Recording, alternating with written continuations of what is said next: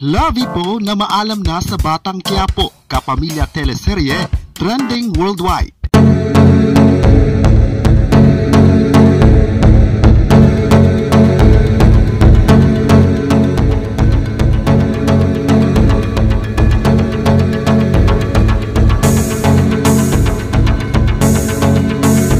Malaking usap-usapan ngayon sa social media ang pagwawakas ng karakter ng sikat na kapamilya actress ngayon sa Philippine TV na si Lovey Po.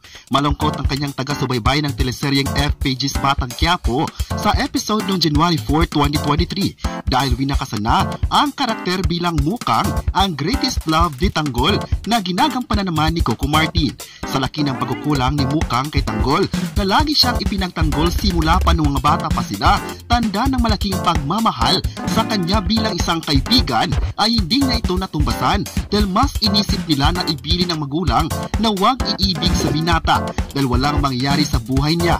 Huli nang maisip ni Mukang si Tanggol ang saktan siya ng asawang si Christopher De Leon bilang si Albert at laking gulat niya nang makita sa mansyon ng lalaking mahal pala niya kaya sumama siyang tumakas. Kaya naman ang nakita niya babarilin ni Irma Idlawan bilang si Olga si Tanggol ay siyang sumalo sa balang dapat sana ay para sa lalaking mahal niya.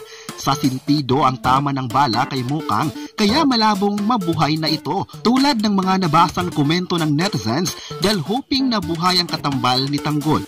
Pero wala na dahil ang mismong producer ng programa, ang Dreamscape ay nagpapasalamat na kay Lovey Po. Ayon pa sa post, nagpapasalamat sila kay Lovey Po sa pagbibigay buhay kay Mukang. Malaki raw na bahagi ito ng FPG's Batang Quiapo. At nag-post din ng pasalamat ang aktres sa lahat ng nakatrabaho niya sa Batang Quiapo na naging parte siya rito bilang alaala sa magandang programang ito. Lalo na kay Dreamscape Entertainment Head Dio Indrinal at Miss Cory Vidanes, ang ABS-CBN Chief Operating Officer at sa Kapamilya Network. Ayon pa niya, blessed daw siya na naging part ng proyekto na nare-represent ang pangalan ng kanyang ama.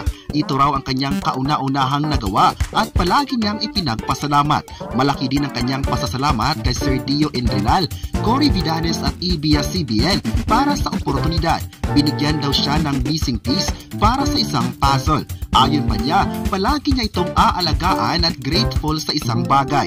Ang taong 2023 para sa kanya ay isang breathtaking life para sa isang karakter na minahal niya at isang karangalan na maging Mukang kung saan tinuruan siya ng karakter bilang isang palaban at nagturo sa kanya kung paano maging isang malaya.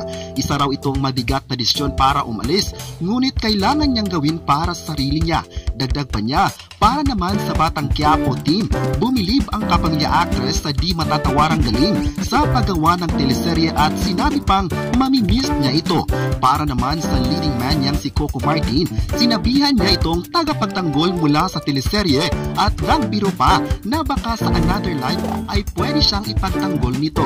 At sa direktor naman, nagpapasalamat siya sa lahat dahil ipinagpatuloy pa rin ito ang legacy ng kanyang ama. Inami din ni Lovey Po na fan siya ni Coco Martin at nagbigay pa na sana matulog din minsan dahil hands-on kasi ito si Coco Martin para sa success ng isang teleserye. Hindi rin nakalimutan ni Lovey Po ang supporters niya. Para naman sa kanila, nagpapasalamat siya sa mga taong nagmamahal kay Mukang.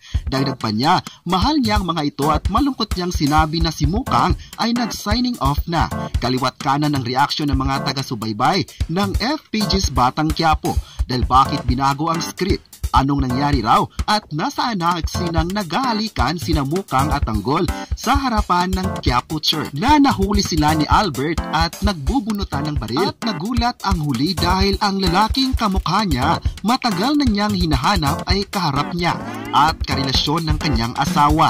May mga nagsabi naman na kaya binago ang script ay dahil kailangan na ring asikasuhin ni Mukang o Lovey Po ang kanyang buhay may asawa dahil hindi pa nagka-honeymoon ng dalawa dahil ilang araw lang pagkatapos ng kasal nito sa London ay balik tiping na siya sa Batang Quiapo. Nalungkot naman ang mga netizens dahil mawawala na ang partisipasyon ni Mukang sa sikat na teleserye ng bansa. Matagal din kasi itong sinusubaybayan at minahal kaya malaking tanong kung bakit winakasan agad ang pinakamalaking karakter ng programa. May netizen pa ang nagsabing kaya nagtapos ang karakter nito ay dala na rin ang desisyon nitong ihinto na ang partisipasyon sitwasyon ni Lovie Poe dahil may asawa na ito at kailangan din niyang maging focus sa asawa niya sa totoong buhay. Hindi naman raw pwede na makita pa rin ang kissing scene sa isang leading man kahit may asawa na ito. Kaya naiintindihan ng ibang fans ang pagwawakas ng karakter ni Mukang para magkamabutihan na sina Ivana Alawi at Coco Martin sa teleserye. Ayon pa ng netizens, ito na raw ang simula na magkakaroon ng closure ang dalawa dahil noon pa man nagkaroon na ng haka-hakang si Ivana Alawi ang naisipang ipapalit kay Mukang. Noon pa man, nagpaalala na si Lovie Poe kay Coco Martin na aalis na ito dahil magkakaroon siya ng kasal nung time na iyon pero tinapos muna ni Lovie Poe ang ibang eksena bago siya aalis sa teleserye. Ang ganitong eksena ay hindi bago para sa mga viewers dahil noong panahon ng Ang Probinsyano, ang karakter ni Yasi Pressman ay winakasan din dahil nagdesisyon umano si Yasi Pressman na mag-focus muna sa sarili. Ngunit patapos ng ilang araw ay nagdesisyon itong bumalik sa telebisyon at naging host ng Rolling in It Philippines ng TV5. Ayon pa ng netizens, baka raw lilipat ng istasyon si Lovie Poe o di kaya'y magpapatuloy sa kanyang film production na nagsimula na rin ang operasyon. May netizen naman ang nasabing imposible raw dahil loyal si Lovie Poe sa Kapamilya Network.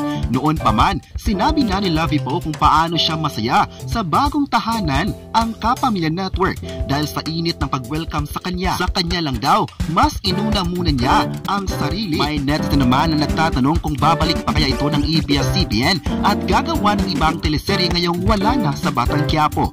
Ayon pa ng isang netizen, malabo dahil sa sitwasyon ng Kapamilya actress ay parang matagal pa bago makabalik ito. Makikita kasing abala ito sa sarili, lalong-lalo na sa kanyang asawa. Hihintayin na lang daw nila kung kailan darating ang panahon na masisilayan nila muli si Lovie Poe sa ABS-CBN teleserye. Isang magaling na kapamilya artist si Lovie Poe at marami talaga ang bumilib sa kanya. Bida rin si Lovie Poe sa kapamilya teleserye na Flower of Evil, ang Philippine adaptation na sikat din sa Korea. Trending worldwide ang kanyang teleserye at nabigyan ng international recognition. Ibig sabihin lang nito na minahal niya ang kapamilya dahil isang magaling na artist ito. Marami nagsabi na hindi mapapantayan ang nag-iisang Lovie Poe sa acting. Deserve naman raw ng Kapamilya star na mabibigyan pa ng maraming proyekto sa Kapamilya Network dahil sa kanyang ipinakitang galing sa drama. Marami din ang umaasang hindi sana ito bibitawan ng ABS-CBN dahil malaki ang contribution nito sa teleserye at maging sa network. Ipinakita ni Lovie Poe ang pagmamahal at loyalty nito sa network. Sa panahon ng pandemya, matatag pa rin siya sa pagbubuo ng isang proyekto sa ABS-CBN sa kabila ng walang prangkisa. Ayon pa nila, ang pagwawakas ng karakter ni Mukang sa Batang Quiapo ay isang malungkot na pangyari sa mga viewers. Akala kasi ng mga tagahanga na hanggang sa huling episodes mapapanood nila ang kapamilya dahil siya ang leading lady ni Coco Martin. Ngunit sa pagwawakas nito ay biglang nalungkot ang mga ito dahil iba kasi ang pagmamahal nila kay Mukang sa teleserye. Kayo, ano ang masabi nyo na nagpaalam na si Mukang sa Batang Quiapo? I-comment na kung nalungkot din ba kayo sa kanyang pag-alis at huwag kalimutang i-subscribe ang ating YouTube channel.